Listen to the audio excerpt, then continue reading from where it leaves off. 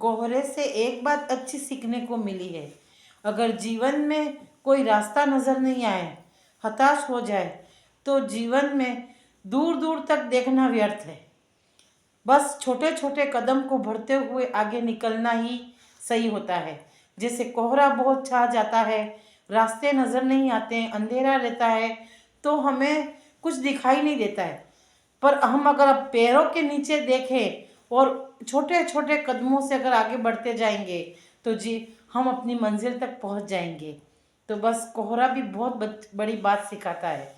तो हमें भी जीवन में इन्हीं बातों को अमल करना चाहिए। अगर हमारे रास्ते में बहुत बड़ी परेशानी आ रही है, संकट है, हमें कोई रास्ता सूझ नहीं रहा है, तो हमें हमेशा छोटे छोटे कदम बढ़ते हुए छोटे छोटे आइडियाज़ के तहत पर अपना काम करना चाहिए।